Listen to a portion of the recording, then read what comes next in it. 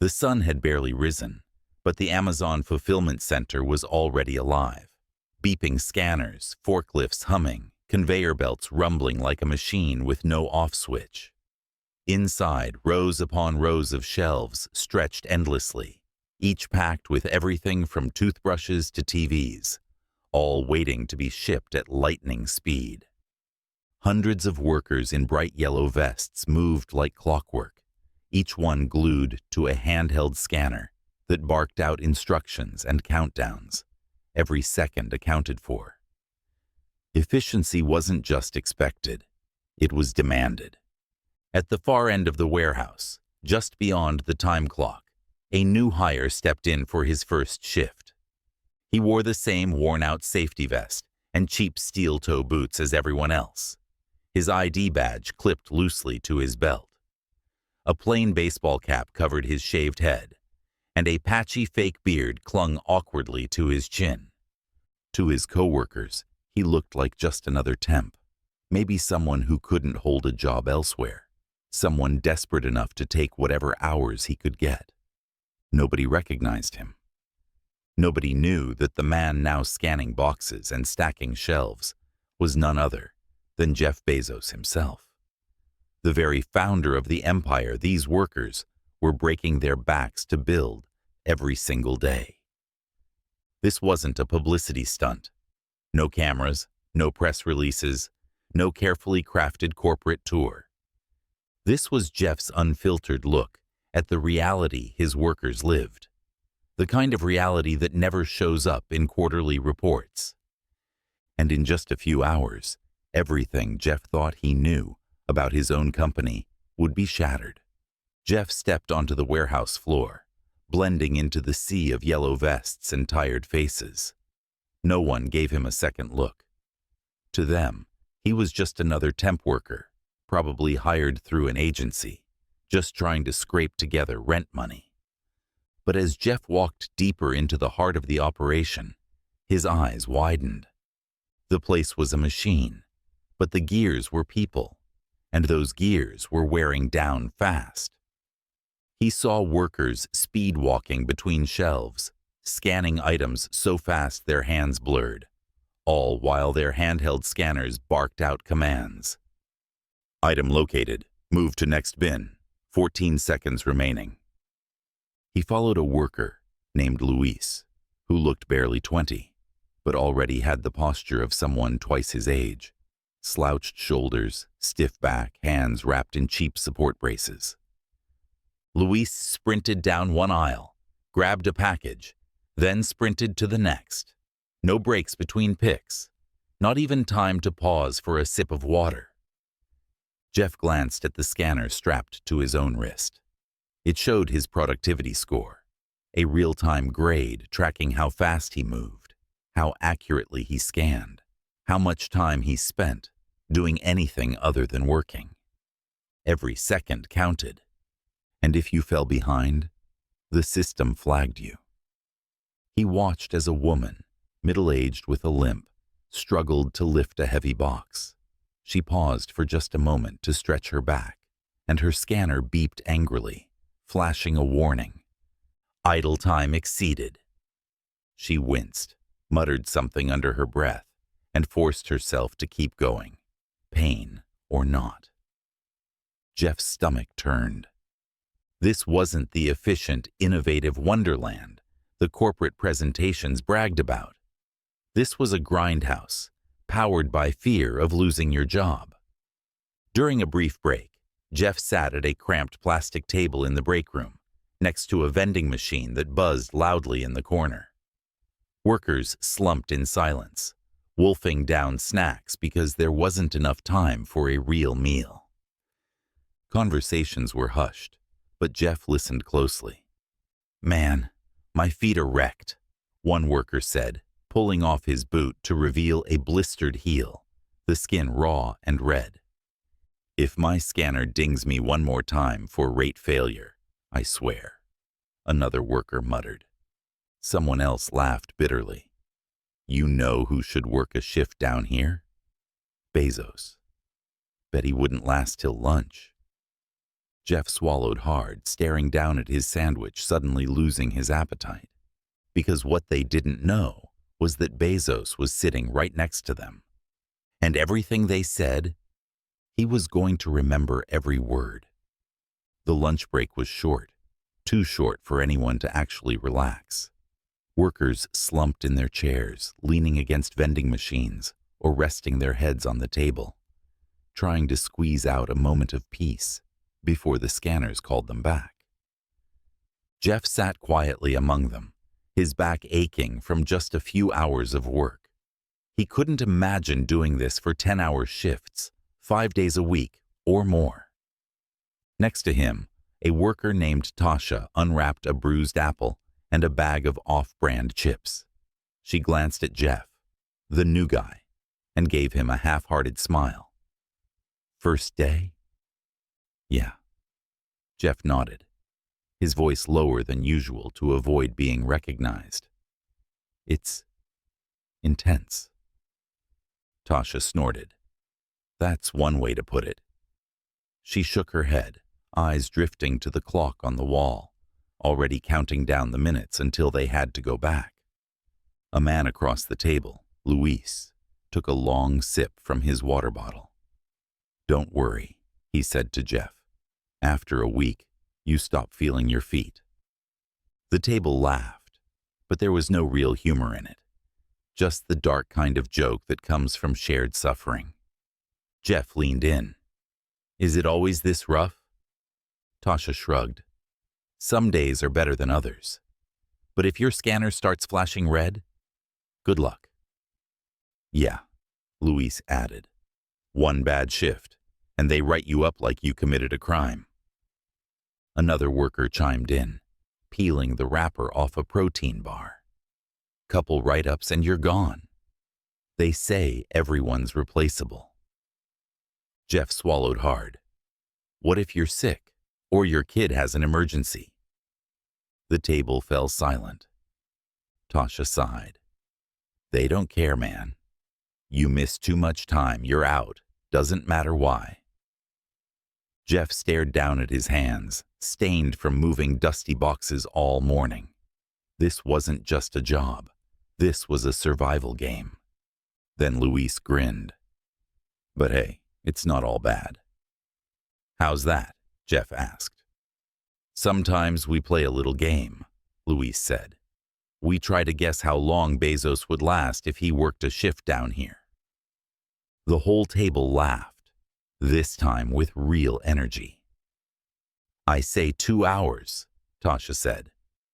45 minutes, someone else called out. Nah. Luis shook his head. He'd walk out after his first box scan. Jeff forced a smile, but inside it hit him like a gut punch. They didn't hate Jeff Bezos personally. They hated the machine they thought he built, a machine so relentless it had forgotten they were people. He looked around the room, faces lined with exhaustion, hands calloused from endless repetition, backs hunched from years of rushing through aisles. This was his empire, and it was broken. The bell rang, signaling the end of break. Workers dragged themselves back onto the floor, scanners already barking orders before they could even stretch. Jeff followed, but his mind raced. He had come here to see what it was like. Now he knew. And what he saw changed everything. The shift was nearly over. The last pallets were being loaded, the scanners still chirping out their final orders, like tireless drill sergeants.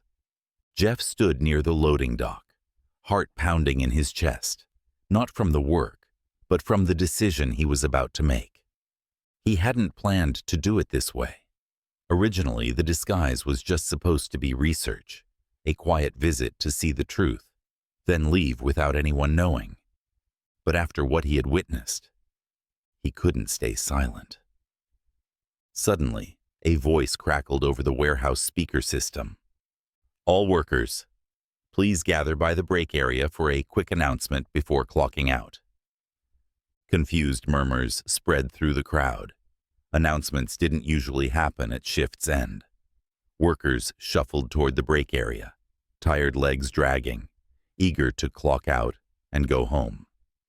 Jeff stood with them, still in his dusty safety vest and work boots, still just one of the crowd. Until the warehouse manager stepped up onto a pallet, clipboard in hand. Yeah, so I know you're all tired, but this is important." He glanced awkwardly toward Jeff, who gave him a small nod. I'd like to introduce someone." Jeff took a deep breath, reached up, and peeled off the fake beard. He took off his safety vest, revealing a crisp button-down shirt underneath.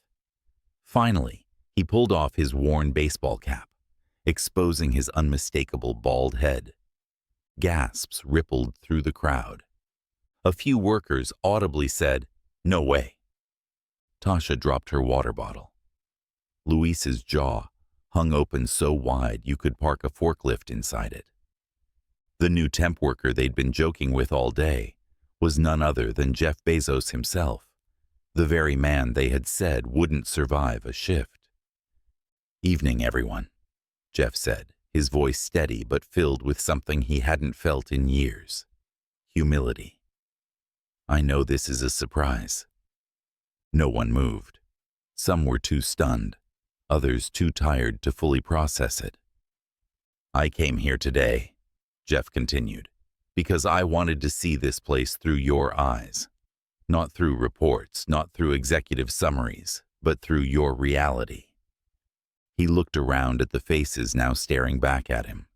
Some suspicious, some hopeful, most just exhausted. "And let me be the first to say, what I saw today?" He shook his head, voice catching slightly. "It's unacceptable." The room shifted. Workers glanced at each other, as if trying to confirm they had heard correctly. "I built this company from my garage," Jeff said. "But all the technology, all the innovation in the world means nothing if the people making it run are broken down in the process." A few heads nodded. Someone muttered, "Damn right." "I saw the pressure you work under, the impossible quotas, the fear of a bad scan, the way you're treated like cogs instead of people." He took a step closer to the crowd. "That's on me. And I'm here to tell you, that changes now." The room was silent, but it wasn't cold silence. It was the kind of silence that happens when people realize someone might actually be listening for once. "I'm not leaving here tonight and forgetting what I saw," Jeff said firmly. "I'm going back to HQ with a new priority. Fixing this. Real breaks, fair quotas, better wages, and most importantly, respect." Tasha's eyes filled with tears. Luis crossed his arms, still skeptical. But hope flickered in the room for the first time in a long time. Jeff took a deep breath, feeling the weight of his own words. "You deserve better, and you're going to get it." With that, the room erupted into applause, some polite, some loud, but all of it real. For the first time in their careers, the people on the warehouse floor felt like someone with power had actually seen them. And Jeff? He had come to see what his empire really looked like, but what he found was something even bigger, a reason to rebuild it, from the ground up. 2 days later, the story had already spread like wildfire, from corporate offices to news outlets to social media. Jeff Bezos goes undercover in Amazon warehouse, and what he saw left him stunned. Billionaire works a full shift at Amazon, vows to fix broken system. The day Jeff became a picker. It wasn't just another PR stunt, because the workers themselves had told their stories online. Videos from inside the warehouse, first-hand accounts, photos of Jeff in his dusty safety vest. All of it became a viral storm. Inside Amazon's corporate headquarters, executives scrambled. Some panicked, others hopeful. Because when the founder himself says things are broken, no one can ignore it anymore. And Jeff? He wasn't hiding behind closed doors. The day after his shift, he called an emergency town hall. This time, not just for corporate managers, but for warehouse workers around the country, streaming live into break rooms, offices, and fulfillment centers. He stood at the podium, no suit, no corporate polish, just the same button-down he wore in the warehouse, sleeves rolled up. "We talk a lot about innovation at Amazon," he began. "We build robots. We launch rockets. We deliver faster than anyone in the world." He paused. "But somewhere along the way, we forgot that our biggest innovation was always our people." He laid out immediate changes. Fairer productivity quotas, designed by workers, not just data analysts. Longer breaks, real time, to rest, eat, and breathe. A review of every write-up from the past year, giving workers a chance to appeal. Wage increases tied directly to profits, not just market averages. And, most importantly, a direct feedback channel where any worker, in any warehouse, could send concerns straight to Jeff's office. The workers watched in stunned silence, some skeptical, others hopeful, but all of them realizing this wasn't just a memo. This was the man at the top saying, "I saw you, I heard you, and now I'm with you." Back at the same warehouse, Tasha clocked in for her shift. Only this time, the mood was different. The quotas had been adjusted, the breaks were longer, and new ergonomic equipment had arrived to make heavy lifting safer. There were even wellness ambassadors, actual workers trained to help their coworkers with injuries, stress, or just someone to talk to when the day got too hard. And in the break room, taped to the wall, was a letter from Jeff himself, handwritten. "I walked a shift in your shoes, and I'll never forget what I saw. This company is nothing without you. Keep holding me accountable. Jeff." Later that evening, Jeff stood outside that same warehouse, alone, looking up at the massive building that held so much of his legacy and so many lives inside. He had spent years chasing speed, scale, and profit margins. But it took a single day on the floor to remind him that the real foundation of Amazon wasn't its algorithms or warehouses. It was people like Tasha, Luis, and every person who scanned a box, lifted a package, and kept the promise to deliver. As Jeff turned to leave, he didn't feel like a billionaire CEO. He felt like a man who finally understood the cost of his own dream and knew it was time to pay it back.